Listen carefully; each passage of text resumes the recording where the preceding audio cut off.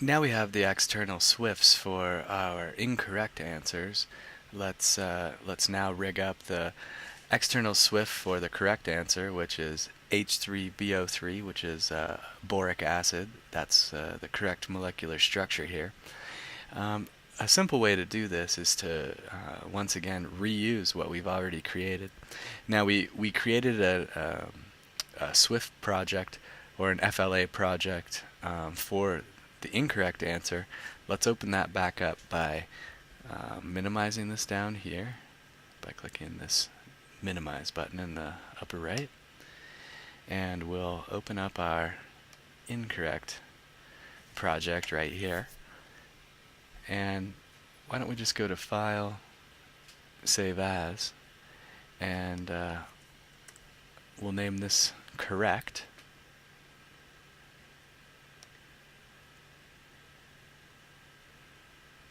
And now we've saved this as our correct external movie.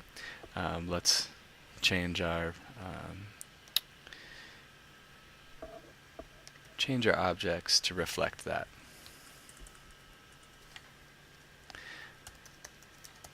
So I just edited that text right there using the text tool, and we'll say correct. And for our button, let's click on this, and instead of saying try again, let's say next, so that when the user gets the correct answer, then they'll have a button to click to the next question in the quiz. We'll take a look here, and we'll see how this lines up with our background layer here, and it looks pretty good. We might want to bump the text over a little bit, something like that. And I'll click on back to scene 1, and you see that this is reflected here.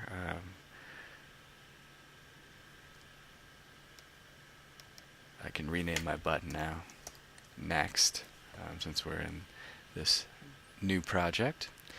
And our image, which is the red X, let's change that out. Now I have a previously existing image in that folder, so we can go to File, Import to Library from our Images folder, the pre-existing one, and this will be the green check mark. I'll open this up, and let's bring this in onto the stage on the image layer. Great. Should be roughly the same size as that X. And by reusing our incorrect external movie and just changing our objects to reflect a correct answer, it's a relatively quick turnaround than to create the other external SWIFT. Now I'm going to go up here and save this. And the one piece that we need to do is to now add the code to our external SWIFT here and our main movie once again. So I'm going to minimize this down, open up my main project by expanding this out. Now this button here is the correct answer. Let's take a look once again at that code.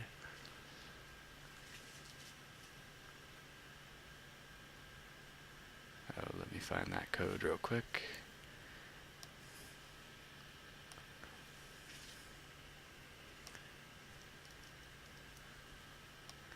I'm toggling between a newer version and this older version here. So here we have MX in our project. I'll open up the button is selected, and I see the nice blue outline telling me that this is where I'm going to add my action.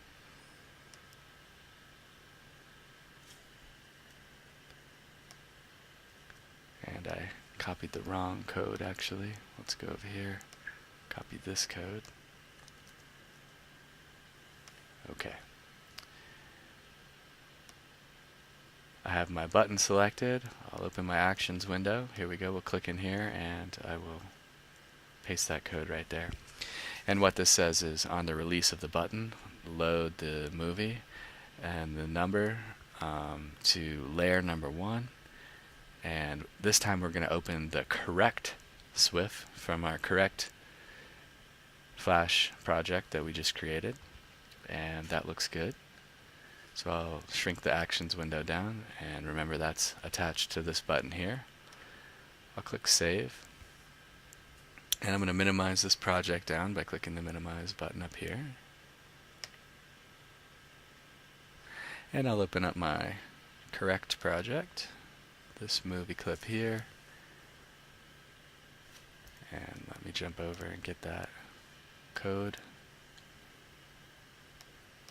Here's the piece of code here. And I'll click on this Next button and open the Actions window. And because we copied this, it has the old code from the incorrect movie. For the incorrect answer, let's copy the code for the correct answer. It's basically the same code. It says on the release of this Next button here, when we click on Next, what we're going to do is we're going to unload the answer movie, and then also we're going to go back to level 0 because we're on level 1 where we added this this external movie clip, and then we're going to go to and stop on frame number 3, and frame number 3 is where that the next question in our quiz will be. So on release, unload movie number 1, go down to level 0, and then on the timeline go to and stop at frame 3. I'm going to close this action window here. And I think that that's all of the elements that we need for this, so I'm going to click Save and Publish. Now I'll shrink this window down, and I'll open up our main project. I'm going to click, it's already been saved, so I'll publish this as well. And I'll go to Control and test our movie. So we land on frame 1, and we had that action to stop here on frame 1. And if we click our button, it takes us to frame 2, which is holding question number 1, what the molecular structure is. We rigged up the wrong answers so that it calls up this external movie, and when I click the Try Again button, it unloads that external movie, so I can try again. I'll click number 2, once again, wrong answer. But this time when I click on number 1, we get the correct answer. So when I click on the Next button now, what it should do is unload this movie and take us to frame 2, which it does, and we have frame 3, question number 2. And right now we don't have anything on for our question number 2 yet, so we have a blank screen. So far, everything is rigged up correctly. Let's close the test window. Just one more note. Remember, there's 2 X's up here, and if you click on this red X, it's going to shut Flash down. So it's always a good idea to save. It should, if you haven't saved, prompt you if you accidentally hit that. But just be aware. When you're closing your test movie, it's this lower kind of grayed out X. So we'll close that down.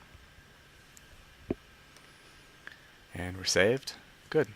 Let's jump forward in our timeline to question number 2.